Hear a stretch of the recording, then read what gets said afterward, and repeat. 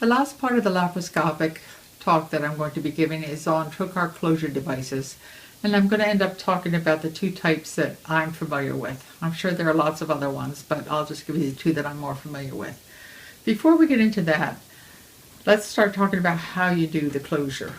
When you first start, you're going to pull out the trocar, and then I like to take my finger and I like to put it in the tunnel of where the trocar was, so I know which angle to go in with the cone or with the closure device as I put it in.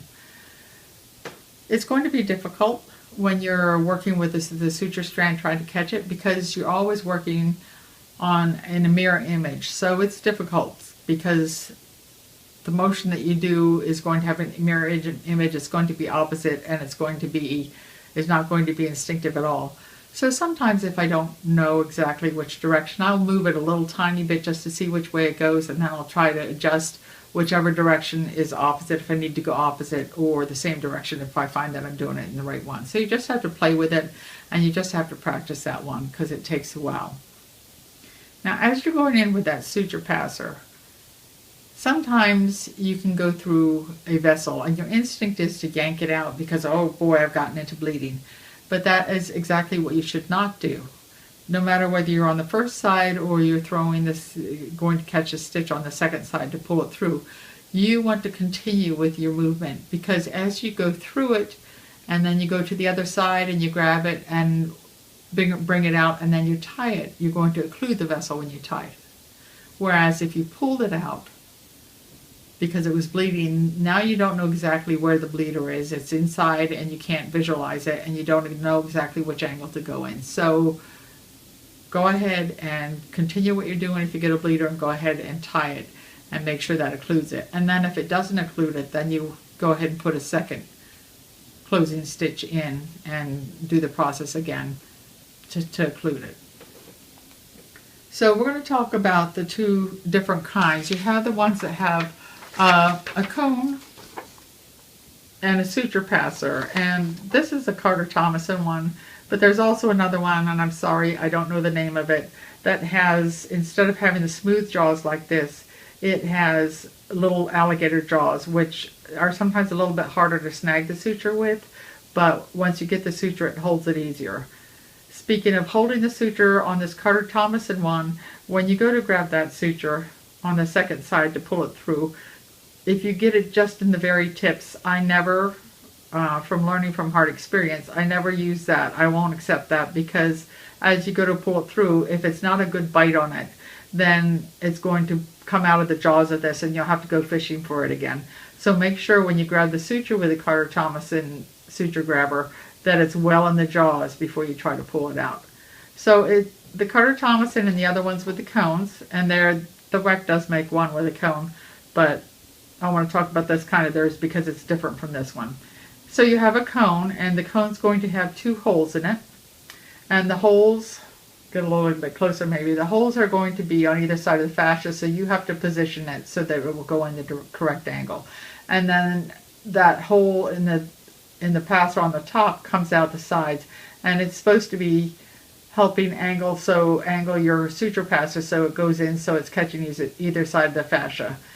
If you have a patient who's really thin-walled in the abdomen, it's going to be hard to get a wide bite. You may have to do it free-handed. When you're using this, if you do it free-handed, well, we'll talk about that a little bit later. When you're using the cone, I want to make sure I put the cone in, and you want to be able to see it in on the fascia on the monitor. Now they're going to give me the suture passer. I want to make sure that there's one short strand and one long strand. So I want the short strand so when I put it in, it doesn't have a loop. It has the end that shows me which end is the short one, so I know which one to pull. The other thing I want to do is I want to push it up. I start at the top. The patient's head's up here. I start at the top. I throw that long end off at the top so that I don't accidentally catch it when I'm going to do the second side. And I've learned that the hard way, because if I just left it and just put it in, it may be down here and get caught, and then I end up pulling the whole thing out when I don't intend to, and I have to start all over again. So then I'm ready to put it in, and I have the cone and I'm holding it, and I'm putting the suture passer in. As I put the suture passer in, it's very sharp and it can do some damage to the organs beneath. So you let go, as soon as it goes in the hole, you let go of the cone and just grab it on the shaft at the base there, so you can help guide it in with your second hand, and that helps you control it. And then as you're going in, as soon as you get in through that fascia and the peritoneum, if you don't have much room, and we'll see this in a video that I'm going to show you soon, you can go at a much shallower angle and continue to push through. Now, if you're operating the camera or if you're the one doing the suture passer, you have to make sure that as you're going through, that the tip of that Carter Thomason suture passer is on the monitor, because you don't want to puncture something. And you want to push it in quite a ways, because when you go to pull it back, sometimes it pulls back some of the suture with it. And if you don't have much length in it, it may pull it out. So make sure you push it all the way in. Now, if you're doing the camera work and the surgeon he's put in one side and he's trying to grab the loop on the other, sometimes it's hard to grab because of the angle that it's laying, and you may need the grasper. But other times it may just need a little bit. If it's hard to grasp and you know that on this side this is where the suture went in, the first one, and you can see it hanging there, you can push on the patient's abdomen a little bit, and that may just bring down that suture just enough that they can grab it without you having to put a grasper in. And there are other times that you don't need the grasper at all. Now, sometimes if you have a 15 port that you're trying to close and the cone is too small for it at that point, so you're going to have to put one in freehand. When I put a port in a freehand without not the port, when I'm closing a port freehand, I'm going to put my two fingers through, and a lot of times I will hold up on the peritoneum on the inside and pull up. And I want to make sure that whichever side I'm putting the passer in, because it's sharp, I don't want it to go through my gloves. So rather than hold it like this and puncture through where I might hit my fingers, I will come down the back of my knuckle, and my fingers are curled away from it. I can come between my knuckles this way with a suture passer without going through the glove, and it works really well. And then you can pull up, because you may be losing air because it's a big port. So you can pull up with that as much as you need with your fingers in there, and then go down. And then when I'm going to go do the other side, I do just the opposite. I turn my fingers, and again, I go down behind my knuckles so that I'm not getting into my finger. Now let's talk about, this one is the WEC EFX Shield device. Now this one is really tricky to learn. The device is not user-friendly, but the advantage of this is you can see it's much less traumatic.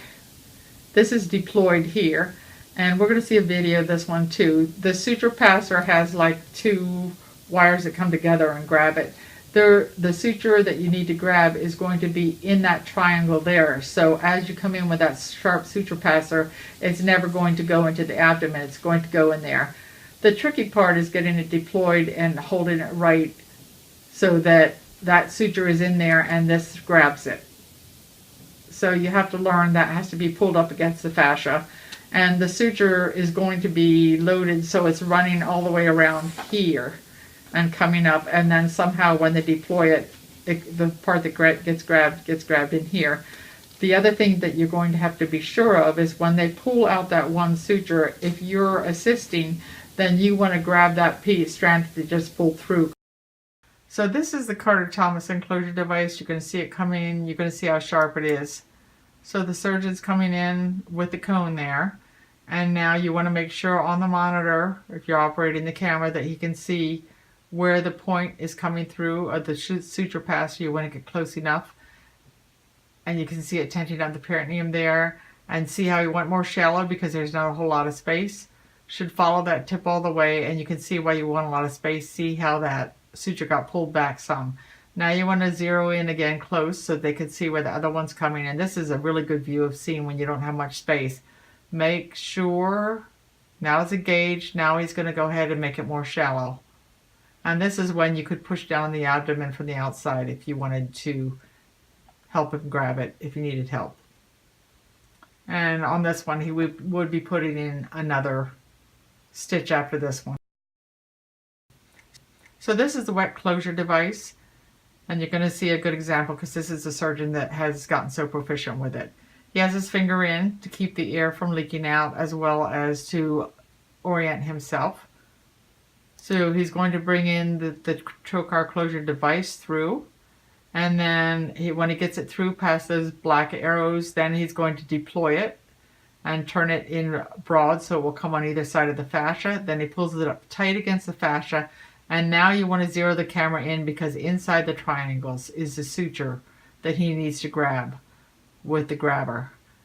Now he's pulling it through, and you hold that end on the outside so it doesn't accidentally get pulled out, and then he gets the other side. Now he's going to straighten it out so that he can pull back out through the trocar incision site, and he pulls it in, and you can see how much less traumatic that is and how nice a job it does when you've learned how to maneuver it.